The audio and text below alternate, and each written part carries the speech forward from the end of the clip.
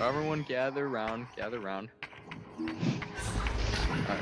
So I guess the first thing I want to talk about is general positioning for striker.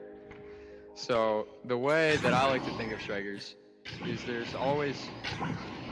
two strikers per team, and the two strikers they both do the same stuff just at different Mm, times. Okay. yeah. So there's give me some room. Do some room. So there's one striker that's always assisting to the other striker. That's the way I like to think about it. There's a striker that's always in the bubble, and there's a striker that's always just outside the bubble. Okay? It's important to know when you have to take on the role of which striker, right? So it's important to know if the other striker on your team is the one in the bubble, it's important for you to know to not go in the bubble along with them and to be the assist striker and the other way around as well, right? So the one in the bubble generally wants to be at the extremes of the arena. So either up top or down low, right? So the way I play it is I like to go upside down. So then that puts me at the high extreme in the arena. That has me up behind the goal, in front of it, just somewhere generally at the highest extreme in the bubble and above the goal. But if you play right side up, that's completely fine. Just you generally want to be at the extremes, so down low, right? Wherever the guy in the bubble is, wherever the main striker in the bubble is, the secondary striker, the assist striker, wants to be at the opposite extreme, just right outside of the bubble. That's the way I like to think about it. So if the main striker is down low on the floor behind the goal, the secondary striker wants to be generally up top, right outside the bubble, to do a cross pass in across the verticality of the bubble. That's the way I like to think about it. So that's generally it for positioning. If you guys have any questions on overall positioning, I guess this is the part where I'm open to questions for Is positioning. it like better to be upside down? So I'm a very strong advocate of playing upside down if you're a striker. If you're a defensive man, Mm, definitely don't play upside down. Like if you're a goalie or like a generally defensive person. But if you're a super aggressive player that likes scoring a lot, playing upside down gives you a ton of advantages, at least in my opinion, because it allows you the goalie's upside down, right? So that really gives you good access to the top pocket. Goalies are normally used to strikers shooting bottom pocket on them, right?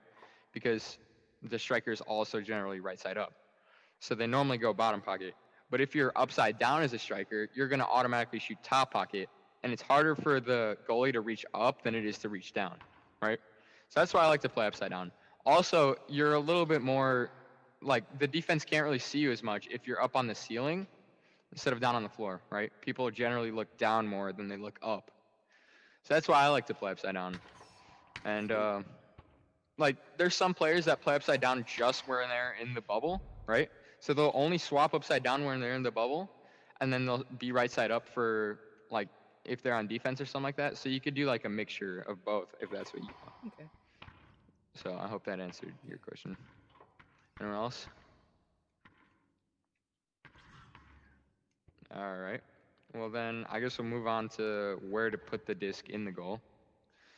So the way I like to think about it is wherever the goalie has his hands, that's where he's expecting you to throw it, right? So if you're coming up from this side, if you're coming up from one of the sides, he's always going to have his hands in the pocket that's closest to the side that you're coming off from. So if I'm coming over here from the left side, right? He's going to have his hands covering the left pocket from your perspective, which is his right pocket. So this is generally the area where you don't want to shoot at all. You can shoot high, low, or to the opposite pocket. That's the way I like thinking about it. So you always have three targets where you generally want to shoot. Never the one where it's the side that you're coming off from.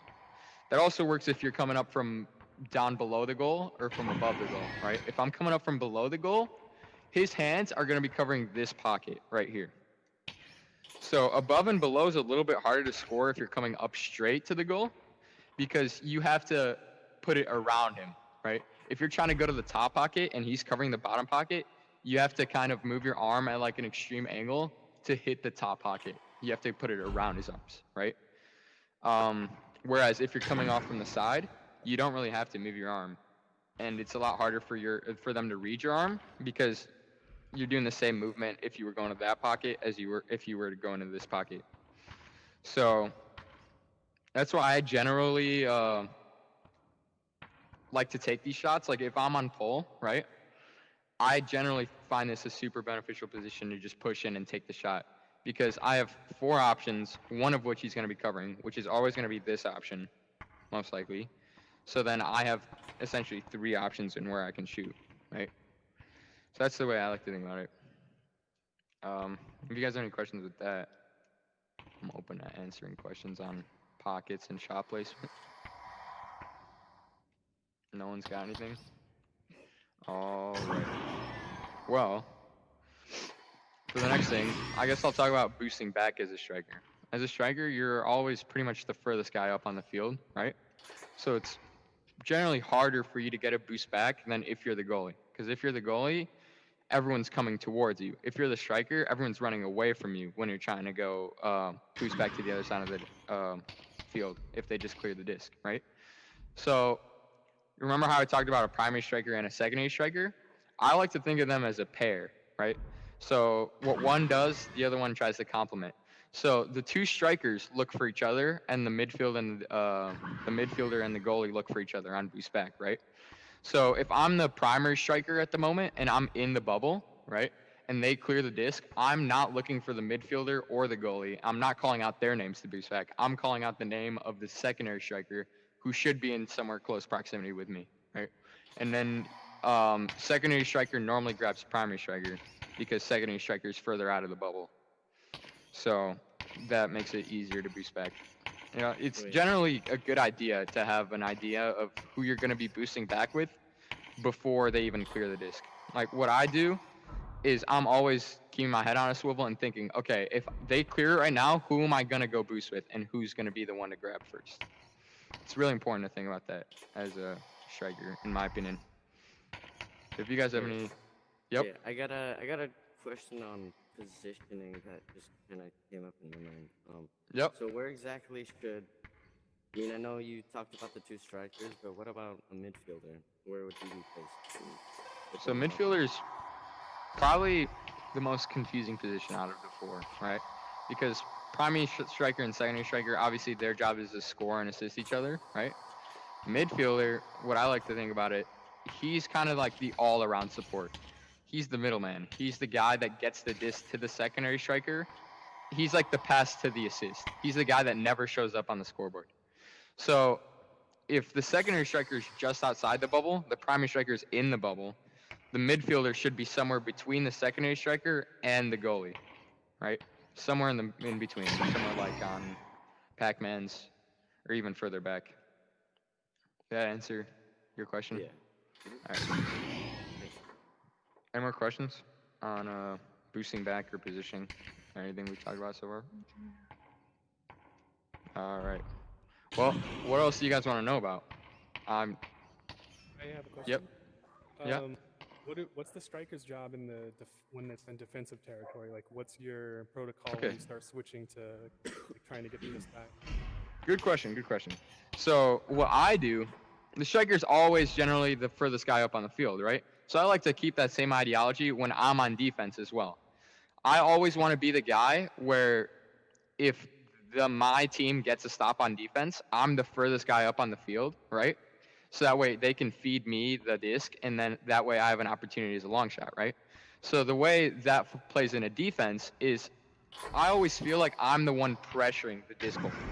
So if the offense is moving it up, and we're on defense, right? The offense is moving it up, the QB is moving it up, he gets the double diamonds, I'm the one that comes out to pressure him on double diamonds, if that's the play you guys choose to go with. So I'm always the one that's pressuring the furthest guy with the disc. You're either pressuring the furthest guy with the disc, or you're covering the back pass as a striker. That's at least what I do. That answer your question, Shelby? Yeah, thank you. And then what does the secondary striker do? Like, how does that interplay work on defense? So what I talked about, primary striker and secondary striker, just to clarify this, there's not one person that is the primary striker and one person that is the secondary striker. They're both strikers that take on the role of each other if they're needed to. So if, like, let's say I'm generally the primary striker, right? and my teammate's generally the secondary striker, there's nothing stopping him being the primary striker for one play or even more plays. What I'm saying is there's no set position. So like the secondary striker, there really is no secondary striker on defense because those positions, no one really refers to them as that position, right? So we're both just strikers. So the strikers always want to be the furthest guys up.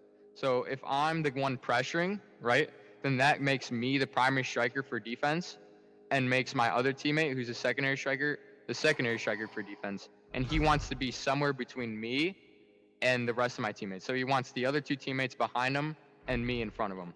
All right? So, like, let's say you and your other teammate, who are both strikers, you see your one teammate pressure the disc, then that means he's the primary striker in that instance and you're the secondary, so that means you should not be further than him until he moves back and you guys swap roles or something like that. Got it? Did that make sense? Yeah, it sounds like you guys are just constantly playing off of each other and trying Yeah. to wherever the other guy, it's like a relative balance of Exactly. the other. You're always paying attention to where each other are. You guys are like, I like to think of it as like a team. Like, that's one team, and then the other team is the midfield and the goalie. It's like a team within a team. That's the way I like to play the game and think about it. So that was a great question. Any other questions? At this point, I'm just open to anything that you guys have a question on. Do you have any specific like drills that you like to run with your striker buddy? Like, do you guys just go back and forth and practice passing, or like anything? Oh yeah. So whenever I see, like, on my old team on Flare, right? Me and my teammate Chrome Platypus, whenever we'd see each other on, we would always invite each other and just play together. We would actually do the bot matches, right?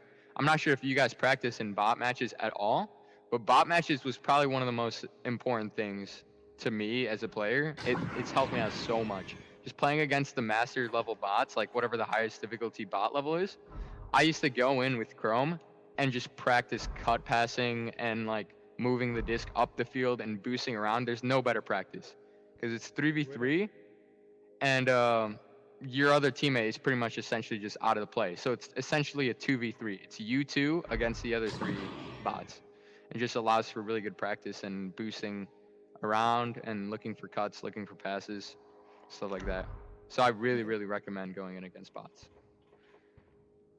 It's definitely more beneficial than the average pub. Any other questions? Anything else you guys want to know about playing the forward position or something like that? How about any trick shots that you like to do? Or, Yeah. like, So my specific favorite skill shot. shots? Yeah, my favorite shot is definitely the half-court mail shot. I love this shot. So because I play upside down, right, it allows me to always be on the ceiling. And that makes this shot super, super easy. So how we were talking about it on defense, where I'm always the guy pressuring the disc, that puts me in a super advantageous position to be able to take the shot whenever I get the disc. So if I'm pressuring the disc goalie, if I'm pressuring the quarterback, let's say Strawberry, you're the quarterback, you're the goalie for the opposing team, right? Now I pressure you, and I get a pick off right here. I'm in the perfect position to take the half-court mail shot. So that I will literally go into a private for like half an hour and just practice this shot over and over again with my practices. I find it so valuable because not a lot of people take it, especially in the lower levels of the league and stuff. Like, no one takes it, so no one really expects it to happen. And it's just such a powerful shot to get good at because I find myself in a lot of situations where I can take the shot. I wish I was more consistent at it than I am. But yeah, that along with the just overall half court, which falls into the defensive play, where I'm always the furthest guy up on defense, so that allows my team to feed me in situations where I have a half court available to me. Anything else? So, when you're on defense, are you just not like pressuring the offense on the other side? Just like waiting for the play? If I'm on defense? Or yeah, the team is on defense. if my team is on defense or if I'm on yeah, if my team's on defense, you're asking what I do if my team's on defense, right? Yeah. Yeah, so I'm always the one pressuring the disc holder. So here, say I'm going up against you right now and you're the striker, Mr. Napro, okay? And I'm the goalie. I'm moving the disc up. I get it on your side. You'd be the one to pick me up off your team. You'd be the one to pressure me and meet me over here at half court. You'd be the one to instantly pressure me. That's what I do on defense. Did that answer your question or no? Yeah. Alright, sick. Anything else? Say you get to like half court with the disc. There's two people on you. Where do you clear to when there's no one up front? Okay, so if I get to half court, so once again, this plays into the ideology of always being at the extremes of the arena. I always try to be all the way at the bottom or all the way at the top, right? So if I get the disc at half court and there's two people on me, right? And my first instinct is to go for the middle slot shot, right? If that's covered though, I don't throw it through middle towards the middle slot because there's generally someone there. So I throw it to the opposite extreme. So if I'm high, I'm throwing it low, deep. Right? Okay. So you always want to throw it opposite. Or like if I'm right, if I'm over here on the right, chances are their goalie is waiting somewhere over there hiding and blocking off the half court shot and blocking off the general clear from this side too. So what I would do is I'd throw it across to the other side because that's what they're least expecting. Oh, okay. Yeah. Anything else? I have a question on how to get better with accuracy and speed. Okay, Speed so of just throwing. overall, Because if I throw too hard, then this happens. you're on or you're on Quest, right? Yeah. So that definitely happens to me too if I'm throwing too hard. So I would, at least on Rift S, I'm not sure how it is on Quest. I have not played on Quest yet. But I don't feel like I have to physically put that much power into my throw in order to make it go fast. What I actually do is more of the whole entire rest of your body than your arm. So what I do is I generally start with my non-dominant foot forward, and then I take the tiniest little baby step with my non-dominant foot. Like I lift it off the ground, and then right when I release is when I touch my foot to the ground. And that adds more speed and more accuracy to my throw, or at least that's what I feel like it does. So yeah.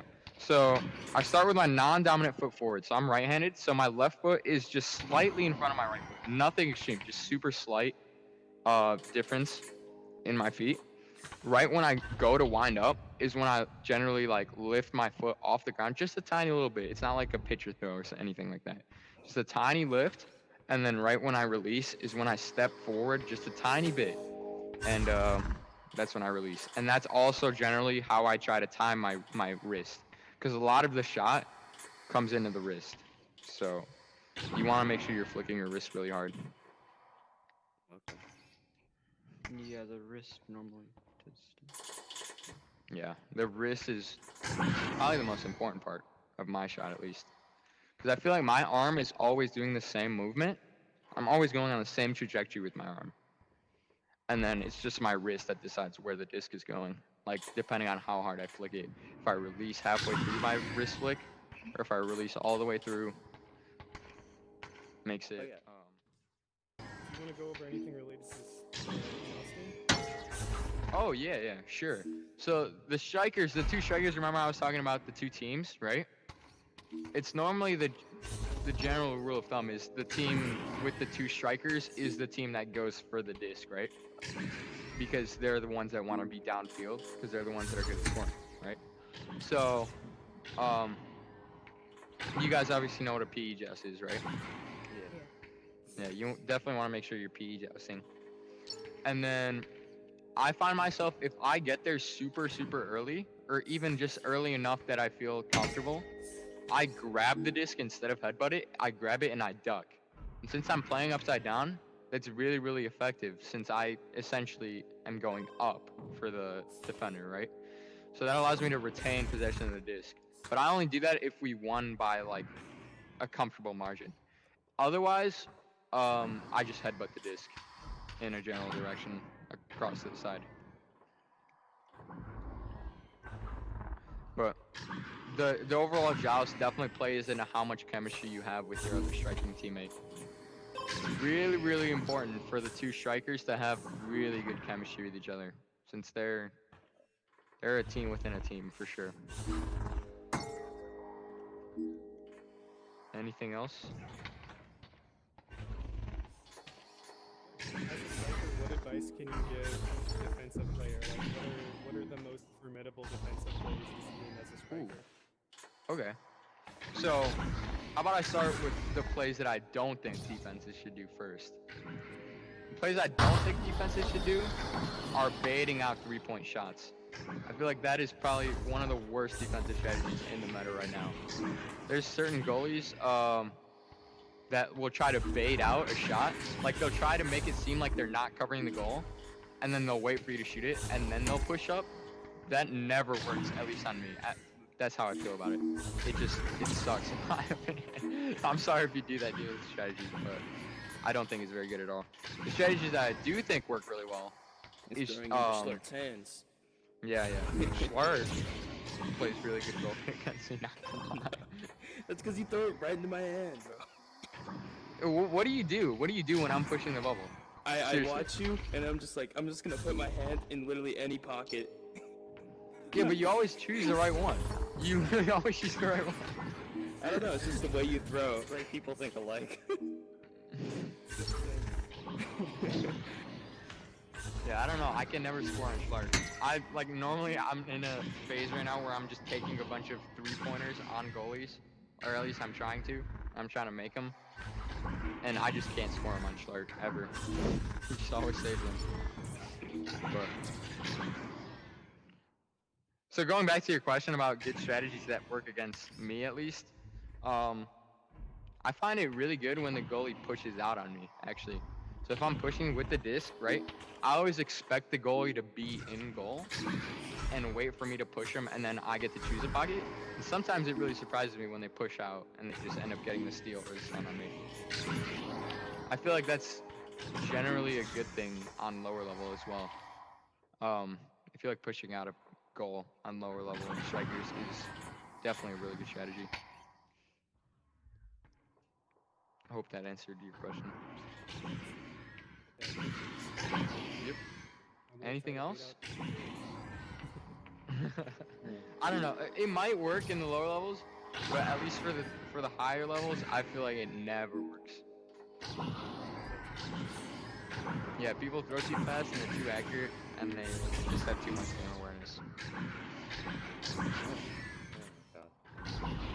And defense is definitely at an inherent disadvantage against offense. Like, defense is definitely harder than offense. It's definitely harder to get a stop on defense than it is to put the disc in on offense. In the current meta, at least. Anything else you guys got? Do you recommend as your two strikers stay paired up the whole time? Man. As like, So, I'm pretty sure that's what they do in Europe, is they just play a really, really heavy boosting strategy. So different teams will have different strategies, obviously. Like, teams like Kango, they really rely on passing, so they're almost never right next to each other, right? The two strikers are almost never right next to each other. They're definitely spread out on Kangos, because they always want to be available for passes. Other teams, though, like, I'm trying to think of what teams do with clear and boost strategy. I can't really think of any off the top of my head. But other teams are, like we did in C-League. Remember, Mr. Napro, you were on my C-League team. And me and JL Graham, we were just always clear and boosting. So, yeah, you remember too, Schley. Yeah, I'm like, Yeah, Mike, so you gonna we let were the other two always guys together. play? Yeah, exactly. We were always together, and so that's definitely a really viable strategy. If you're really good at boosting with your teammate, then sure, try it out. Try being together for a really long time, and like That was- staying stacked as long as possible. That allows you to always pressure the guy with the disc, and also allows you to get clear and boosts. That was honestly a nightmare how often you guys were together. Yeah, that's what I'm saying. It's definitely a good strategy. It's good only if your ping has to be generally close to each other. Like mine and JL Graham's on C-League, I was at like 25 and he was at like 35, so like 10 ping difference. That allowed us to boost really fast. So that's another thing. In your striking partner, you want to try to find someone with close ping to you. It makes boosting a lot easier, for sure.